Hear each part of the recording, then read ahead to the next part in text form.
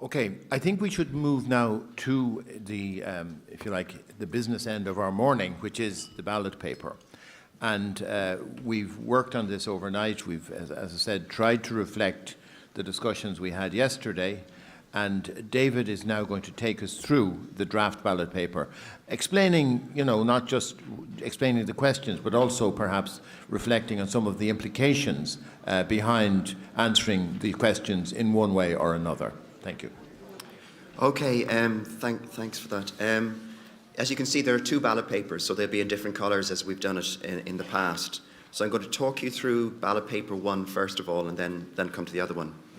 And if you look at ballot paper 1, the way in which we're doing it is the way we have tried to do it throughout the process of this convention. So we start with the basic question and then we move through the various options. So I'll talk you through it. So the very first question is, should we change in any way or replace our existing electoral system? So that is simply status quo versus change. That's the choice you're being asked. If you think in any way whatsoever we should make some change to our electoral system or even replace it, you would vote yes here. But if you think the existing electoral system we have is fine and dandy and there's no need to change it at all, you would vote no. And then we move to the second question. So the second question is saying, regardless of how you as an individual voted, if the convention has decided as a whole that they want to change the electoral system, then we're asking you as an individual member, which of the following would you consider would be the way in which to do the change? So now the choice is, do we just, in some way or another, we have yet to decide, modify the existing electoral system, so we keep PRSTV, but we make some kind of changes to it, which we'll come to in a minute, or do we replace it altogether with the mixed member proportional system? Then we move to the third question. So the third question is saying, regardless of how you as an individual member voted, in the event that the convention has decided that they want to modify the existing system, which of the following would you consider? So here you can vote for either there's two options, and you can vote on each of these options. So do you want larger constituency sizes? You remember there was some discussion yesterday about how in Ireland we have very small constituencies, and there were at least a couple of tables that I visited certainly, and we saw it in the feedback, that were suggesting that it would be far better if we were to force the issue to say constituencies should not be smaller than 5. And there was quite a bit of discussion on the platform with the Michael Marsh in particular and Michael Gallagher about what that might mean in terms of county boundaries.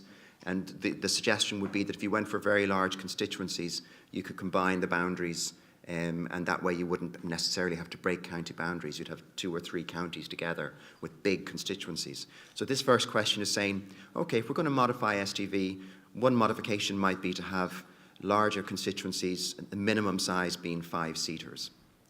Another modification then is, do we change the current situation where candidates are listed on the ballot paper in alphabetical order, so the Tom Arnolds of this world have a better chance of winning because theirs is the first name we come to and we give them a vote. So we might come up with some alternative where we might rank order candidates in some way or another other than by alphabet. So there are 2 possible modifications that you could vote for as individual members of the convention. Then we move to the fourth question. So the fourth question would be, in the event that the convention has decided as a whole that instead of our existing system, we want a completely new system, we want mixed member proportional. There are 2 options here. Do you want what we'll call the classic, the German mixed member system? So effectively what you'd be saying is you would want a version of mixed member system which would be single seat constituencies with some big top-up of a party list. And if you go for that option, it could be first past the post, it could be alternative vote, it could be any number of ways in which you elect the single seat constituencies, but it would be single seat constituencies. Or you might say, no, the version of mixed member proportional we want is single transferable vote for the constituencies with some big national list at the top. And if you go for that sort of one, then you might need far fewer national list politicians because you have big multi-seat constituencies at the constituency level. So that's a different kind of mixed member system that you might want to go for. And then I'll stop in a minute and maybe take some questions before going to the second ballot paper. But let me finish this first one off. So then question 5 is, should we change the number of members of Dáil Éireann? This was an issue that was coming up from the tables yesterday. So we're asking you as individual members just a simple question: should the size of the Dáil be changed, yes or no? Regardless of what way you might want to change it, just the idea that it might be changed, a bigger Dáil or a smaller Dáil or whatever. And then, regardless of how you voted as an individual member, question 6 is saying, in the event that the Constitution, the Convention as a whole, has said that the number of members of Dáil Éireann should be changed, here's a range that you could vote for. So you could say, we should keep it roughly at the, currently the Dáil, just to remind you, is 166 members. And if for the next election, it will be 158. It's going to be reduced to 158. So we're saying, do you want to tick the box that it would be sort of 159 plus, which would mean roughly 30,000 voters to every Dáil deputy. Right down to the other extreme, which is a Dáil of 100 to 130 members, which would mean something like 48,000 voters to the average Dáil deputy. So you'd be saying, let's reduce the size of the Dáil, but of course that means that every Dáil deputy has to look after more voters. So that's the first ballot paper. The second one goes to a whole set of other issues, but maybe if I pause for a second on this one. Yeah, I think there are sufficient number of issues here that people will need to ask questions. Charlie, and then Tom. Thanks. Just very briefly, David, through the chair. I'm a little concerned about the words "in any way." Should we change in any way? Question number 1. That assumes that the convention would have to vote yes in order to effect question number 3, the larger constituencies and the change in alphabetical order. I would contend, in order to effect number 3, or in order to trigger question number 3, we really don't have to change the existing PR-STV electoral system at all, nor indeed do we have to change the constitution in respect of changing the alphabetical order on candidates in the ballot paper. So I'm just a little concerned about changing in any way on the basis that I would suggest that the vast majority of the people wish to change in some way, but not radically change the PR-STV electoral system, and that we could, in fact, send out the wrong message. Thank you. Okay, we'll go to Tom next. We'll take about 3 or 4 comments, and then we'll go back to David. Thanks, Chairman. Question number 6. The middle box, if it were to be ticked, I think could be taken by government as, we're happy at 158. I think if the heading there were less than 159, it would give more food for thought if the government had to consider that issue. Thank you. Okay, thank you. Deirdre, and then Angus, and then Joanna. Okay. Hi, Deirdre Donaghy. Just on question 1, would it be possible to change it, instead of saying change in any way or replace, could we possibly split those to get a clearer view of who wants to keep STV but change it, and who would prefer a different system? Because at the moment they just get lumped in if you want any kind of change. I know that it goes in more detail further down, but I think that's a very significant headline. I'm not sure I'm understanding. Could you just clarify again what you said? Well, at the moment it says, should we change in any way or replace our existing PRSTV? And yes, no. So if you want to, it doesn't then distinguish between people who want to keep STV but change it, and those who want to change, those who want to replace it. So if that could be 2 different questions, maybe. Okay, we'll be considering these as we go. So Angus, comment, and then. Deirdre covered the first part. Was literally that first question should be 2 questions, and the second point is on question 2. Some of the wording there in the options are a bit vague. A modified version of single transferable or some form. They are vague, and I'm not saying that we necessarily have the answers, but kind of if that could be tightened up, or what are the forms or the versions that we're talking about. Okay. We'll take John while the mic is there, and then we'll go to you, Joanna. John Crotty. The question 6, I think that should be number of TDs per the population. Because if the population doubles tomorrow or halves tomorrow, these figures are not doing what they're meant to do. So if you put down the question as 20 to 30,000 or 40 to 80,000, it would be more long-lasting. Thank you. Okay, thank you. Joanna? Well, I'd like to very much agree with the point made by Deirdre and also Charlie. The way the ballot paper is presented at the moment, I would be very concerned that even if most people wanted to, if people were effectively wanted to keep STV, if they were to vote for any kind of change, the headline in the papers would be convention votes to change the electoral system. And I think there should be a question where basically people should be able to say yes or no. Do you want to replace the electoral system, the PRS-TV, yes or no? And then it should go on to if you want to, if the convention votes to replace it, then it should go and have the options. Like the other thing is that it doesn't have the other options. Like, some people who want to change the electoral system want to go to the list system. Some people want to go to the alternative vote. Now, I know you had that ballot before, but I think it gives the wrong, it wouldn't give the right result just to have, in relation to change, MMP or a modified version of STV. So what I'm basically saying is I think the ballot paper should say, number one, it should say, do you want to replace STV, yes or no? And then the next question should be, in the event the convention vote for change, which would you choose? And then the options should be given, as we did it in the last time, including list, alternative vote. And then, if you don't want to change the electoral system, do you want to modify it, yes or no? And then the options about large constituency.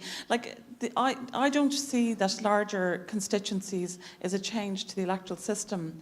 I just know the way it is now, that if we vote, there's a very strong possibility the headline will be convention votes to change electoral system, even if the view is to retain STV, and I'd be concerned about that. Okay, thank you. We'll try to... Jerry, you have a comment? Could I just agree with Joanna, Deirdre and Charlie in regard to question 1, and that I would think that we should have a specific separate question, should we replace PRS-TV, yes or no, up and down vote? And in terms of number 3, question 3, could we insert as part of the option to whether we should, in the event, move to a single seat constituency using AV or PRS-TV as well? Gramargaret. Thank you. Can I have a go at trying to answer some of these before I forget them all? Okay. I'll start with Joanna. I just wanted to remind us of how we've done this. I mean, the last weekend we considered list and we considered alternative vote, we considered first past the post, and the convention agreed that we were not going to take those ones any further, and we were only going to now focus on mixed member proportional as the only option. So we haven't had much of any discussion in any detail about those other options. So it would be a bit unusual to have those options back on the ballot paper when we haven't really discussed all the detail that one would really need to discuss of those systems. So I wouldn't suggest that. And then I would say, in terms of both Joanna and a couple of others, if you just look at question 3 where it says larger constituencies, smallest constituency size would be a 5-seater, that's a huge change.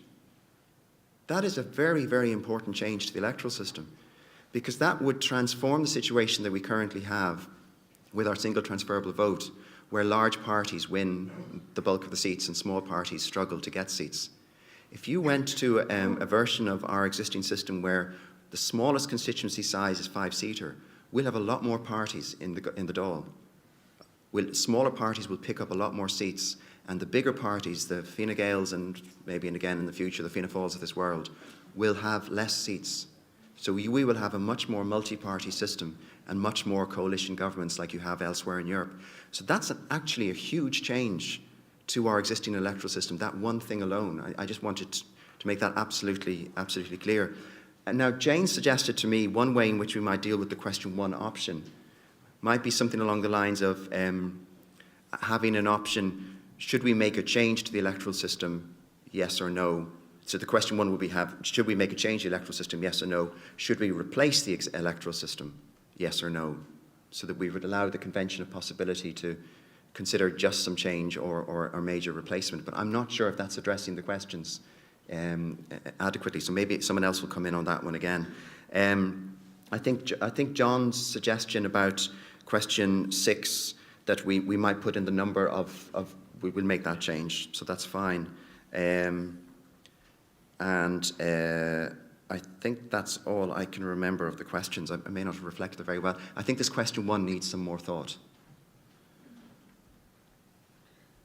Are there any other comments? I mean, I'm going to take comments now. I don't want people commenting, saying the things that have already been said, because we know those. So unless somebody has something different to say, I don't want to hear them. Okay? Right. So, Angus first. And we're working on that constraint. I'm going to stop people who are repeating. It's just in relation to the larger constituency. There's no guarantee that kind of larger constituencies won't necessarily reflect kind of more parties in the Dáil. If you go back to the early years of the state, in fact, kind of the larger constituency returned Cumann and Gael, Fianna Fáil, didn't return Sinn Féin, which contested the elections, the Labour Party, Workers' Republic, and all of that. That's in the gift of the people. So there isn't a guarantee, but I think it is. In local elections, kind of the bigger the constituency, the more reflective it is, and I think it is a useful tool that we go that way, but it doesn't guarantee that smaller parties or bigger parties are affected. Okay. Yvonne first, and then Thomas Byrne, and then James. Okay. Microphone, yeah. My name's Yvonne Carney. I cannot see a problem. I'd actually welcome it that smaller parties, independents, would get more seats and the larger parties less. Now, the other problem with is, am I right in saying that there's usually 60, 63, 67% of voters turn out? Right. I can't see a problem then with, what one was it?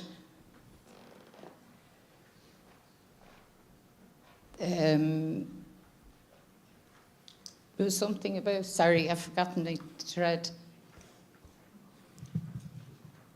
Okay. Maybe we might come back to you, Yvonne, when you picked it up again. Please? I didn't write it Thomas, down. could you take what? Yeah, Gormaga the here. Look, just my kind module ceist sé agus ein theme leis an nachrú tá le déanamh ach an féidir leat an dára the chuir le chéile.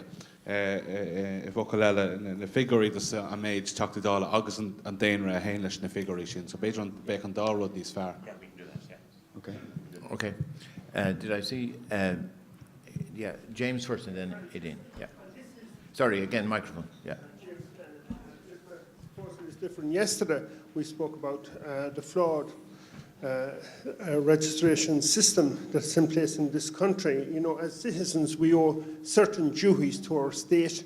We pay taxes, we enlist for jury service, etc. And I feel there should be an obligation on people to register to vote. And I would like to include there on ballot paper number 2 what other electoral system related changes should be considered. Maybe the compulsory registration at 16 or 17 years of age. Right. I mean, we're not yet discussing I know, 2, but but I mean, however, you have your should point happen. made. Okay, fine. Aideen, please.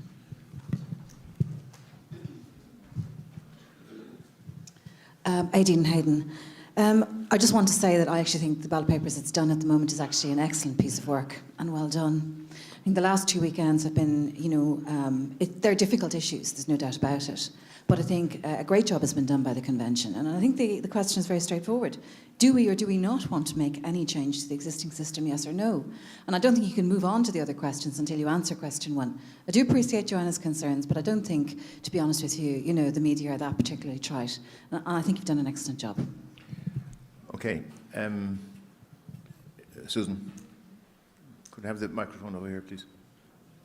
I mean, if there's some suggestions for, you know, perfecting this ballot paper, we'd be glad to hear them. Otherwise, we'll go off and try and come back with another draft, okay? Thank you. Yes, I mean, I agree that it's a very good ballot paper. In relation to replace and change, I do think there is something to be benefited from. There are some people who absolutely want to replace the system we have with a new one. And there are some people who'd like to change the one we have somewhat. Yeah. So replace and change, I think, are 2 different words. And I think the question 1 would benefit from some clarification, which would allow that to be clear. Some people absolutely don't want to replace the system we have, but they'd like to make some changes. And as David said, the size of the constituencies would be a change, but it's not a replacement of the system. And that was actually the logic, and when we were framing this paper, we were working to that basic logic. Okay, I think we have some ideas here as to how we might capture, I think, the sentiments that you've expressed, and we'd be prepared to go off and come up with another draft and come back to you with it. But could we go on to ballot paper number 2, please, because we... Yeah, so on ballot paper number 2, this is where we sweep up all the other things that we were discussing. Okay. So we start with question 1. What other electoral system related changes should be considered? And this is the topic that we were just discussing a few minutes ago.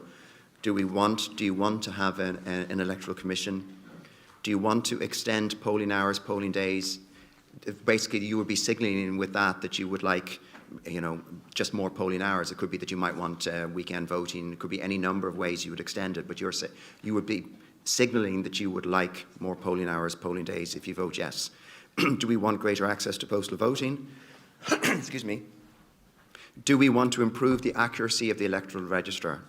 I mean, that was such a powerful thing that was coming back from the floor only a few minutes ago.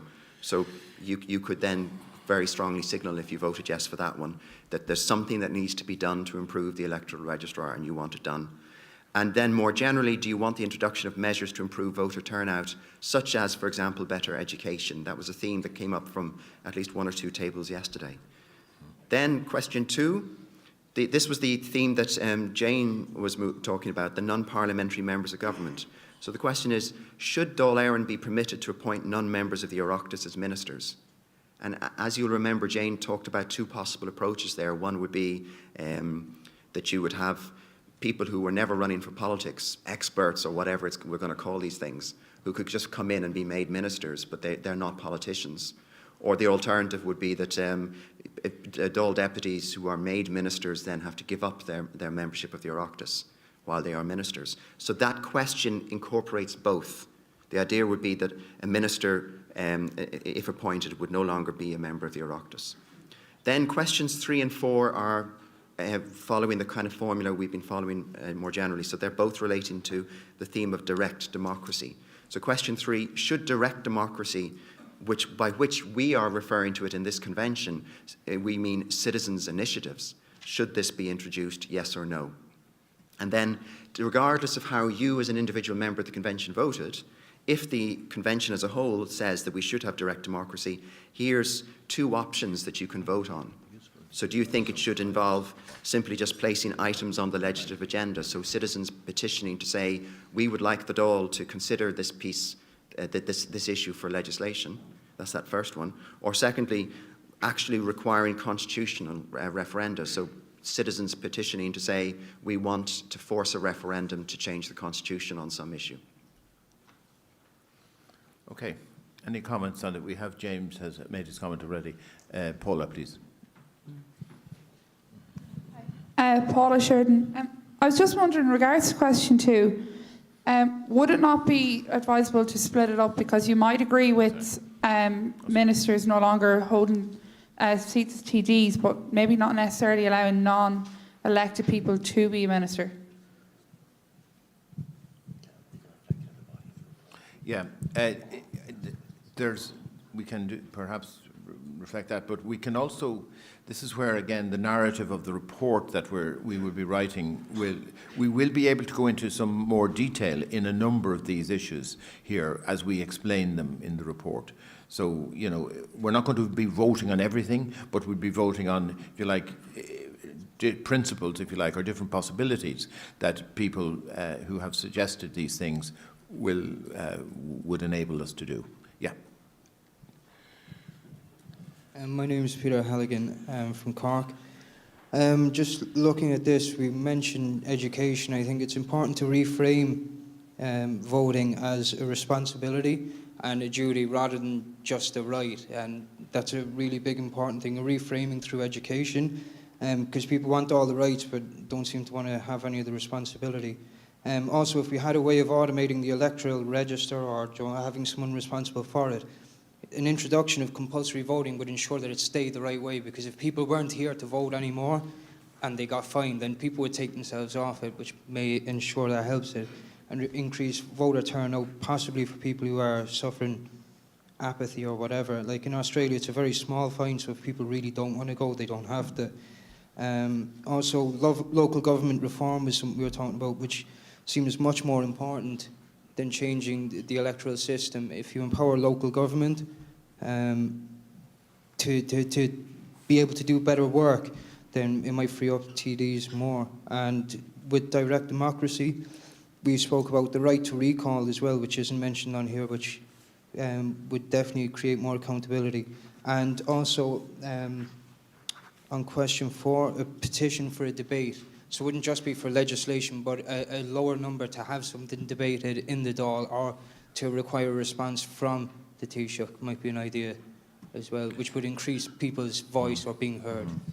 I think there's a limit to the level of detail we can get into voting here. But again, I think some of these ideas can be reflected in the report. Could we have you? Yeah. Okay. Lydia Peppert. I'm just looking at extending the polling hours or the days. The last election that we had, they actually cut the polling hours, and they've done a lot of people out of their vote. If people had to travel to work, they weren't able to vote on the day. So apart from extending it, could we have proper hours either from 7 to 11 for every vote? It doesn't matter what it's for. Yeah. Okay, I mean, again, that's the level of detail which I think the report could reflect. If people vote on the principle, then, we can say, for example, this would mean. Pat. Chairman, thanks. Pat Hunt here again. I think we should also put in an additional question, perhaps between question 1 and question 2, and that's over the issue of whether or not a minister should resign his, basically his TD seat, or should I say give up his TD seat. His or her. His or her, excuse me. Sorry, Chairman. His, her, or her seat, exactly, to take up the ministerial position. It was a topic that was debated quite heavily over the weekend, and I think the level of debate should be at least reflected in the ballot paper. My final point is in relation to question 4. In the event that the constitutional conventions, regarding placing the items on the legislative agenda, surely any person in this room, any citizen, can affect that through successful lobbying of various ministers, various governments, etc.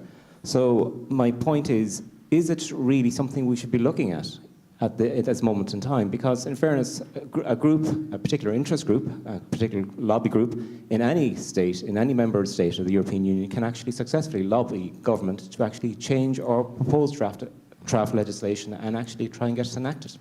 Thank you. That point was made in the course of the conversation yesterday, that the Irish political system is sufficiently small that perhaps people may feel that they don't need mechanisms of direct democracy, but that's your point as well. Over here, Katrina. Look, in point 1, I think we should be adding in stronger constitutional protection on the right to vote. Sorry, point 1, I think we should be adding in as a 6th stronger constitutional protection on the right to vote, on the protection of the right to vote. And the reason I'm suggesting that is for points that were made earlier and in relation to the Department of the Environment. But I think that would be it would force it to be taken very, very seriously. And the second thing is, we had a discussion yesterday about direct democracy. And I think we should be adding in on point 3, direct democracy with adequate safeguards, because we heard about how lobby groups in certain areas or certain parts of the world can have a disproportionate influence, and I think I'd certainly be happier casting my vote in that if there were safeguards in it. Okay, we can take that point. The issue of stronger constitutional protection and the right to vote, I'm not sure that we have really discussed that. My sense is that might be quite an issue with quite deep implications. Michael Gallagher, sorry if I woke you up. Do you have any reflections on that issue? I wasn't quite clear about the reasons why it was felt that it might need strengthening.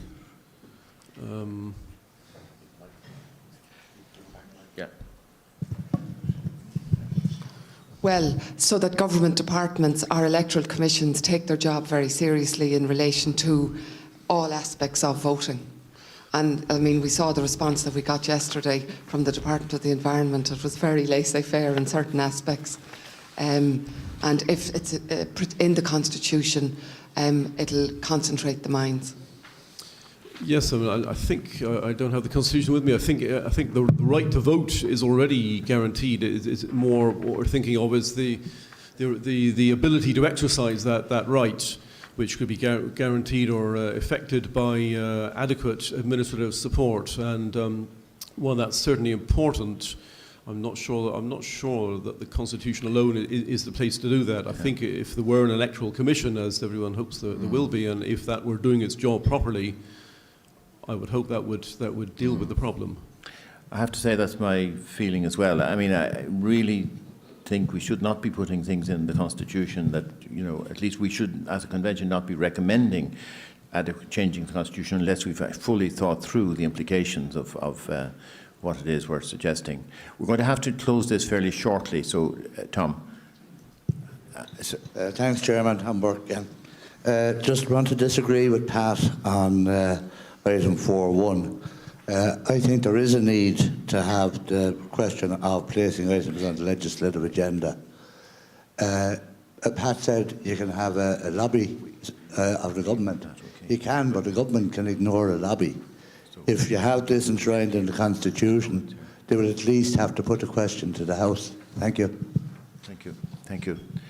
Susan, and again, you know, both of you have spoken already, so I mean... They're very brief. Yeah. In question 1, I would love to see better education as a separate item. I don't think it's actually necessarily improving voter turnout. I think it's such a big issue that it should be on there in its own right as a separate box. And in question 4, placing items on the legislative agenda, could that also read placing, removing or amending? So that it isn't just about adding, it's about also taking away. Thank you. Yeah, that's a reasonable comment, yeah. Angus. I haven't spoken on this ballot paper so far. The table yesterday, our table here, there was a lot of emphasis on an adequate threshold for the direct democracy proposal that's there, and that type of safeguard, so that you don't have lobbyists kind of having the undue influence, or kind of a low number of the electorate kind of putting forward a proposal and then having continuous referenda. So that was one of the key ones. So you don't have the likes of tobacco industry or that. The second point is just to support what Katrina was saying.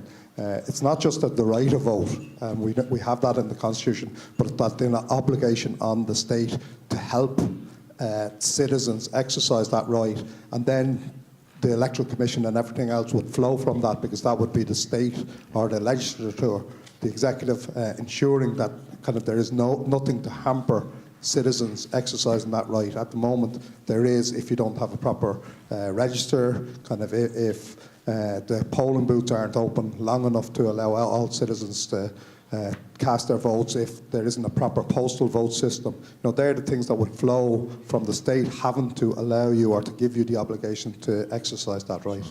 Yeah. Okay, I think some of these comments in this later part of the discussion are likely to be dealt with, certainly in the narrative of the report. We will also try to, I think, in perhaps re-looking at this ballot paper number 2, try to perhaps change it in some ways or other to reflect some of the comments as well. In terms of the first ballot paper, we've been working up here to see can we come up with a form of words which reflects the conversation earlier, and Art is going to suggest.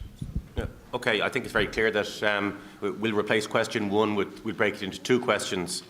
Should we change our existing PRS-TV electoral system? And then a second question, should we replace our existing PRS-TV electoral system as well? And in question number 6, then John Crotty and Thomas Byrne's point about the numbers and the electorate, we can both put those in the table as well. And I think that might reflect the views expressed by the members. And in terms of, David, do you have any comments on any of the comments, if you like, made, and how it might bring about some suggested changes in the second ballot paper? I mean, for me, it's certainly, I think Katrina's helpful suggestion for the wording of question 3, I think that would be very easy to incorporate. So we'd say with appropriate safeguards, and then, as you said in response to Angus, that would then in the report would reflect how those safeguards might well be introduced. And Susan has made a very, yes, it seems to me maybe we should consider adding a cell which is education. Okay.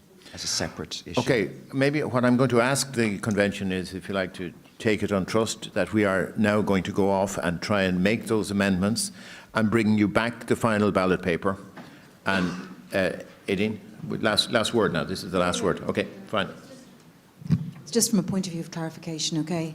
If you change question 1, which is a good amendment, you're going to have to change question 4, which is it should be that in the event that the Constitution votes to replace the existing system. Obviously, there's only one choice if we replace, and that is the MMP system, okay? So just from the point of view of clarification, it is in the event that the Constitution votes to replace the existing system, with MMP. Which form of MMP should be adopted, okay? Yeah, we can, absolutely, that's again a very good logical comment, so thank you. Okay, I think if you like, I'm reluctant, Robert, because I said it was the last word, but wait. Okay, well, this is really the last word now. Okay, could you use the mic, please? Sorry, Robert Dowds. Could we have a response to the point that Pat made about question 2, that in relation to all ministers resigning their Dáil seats if they're... That's actually what question 2 is saying. What question 2 is saying is, should Dáil Éireann be permitted to appoint non-members of the Oireachtas as ministers? That incorporates the idea that a member of the Oireachtas, a Dáil deputy who is made a minister, if you were voting in favour of that, would have to give up their membership of the Oireachtas. But it doesn't allow for the option of insisting that they do. It's basically, it's giving a very strong signal from the convention that that's what you would want. Yeah, but in fairness, David, that question as it stands doesn't make it clear that that is the implication. So, in a way, people perhaps could vote on that, because as you've just explained it now, it goes beyond what might be obvious in the question. I mean, the option could be to actually specify the 2 ways in which you could do it. So would you want ministers who are external, who are not politicians, would be one way, better way of doing it than I'm just framed it now, one option. And the other option would be that Dáil deputies, if made ministers, would have to give up their membership of the Dáil. Which, okay. It has to be explicit, I think. We have to be clear as to what it is we're voting on. Okay.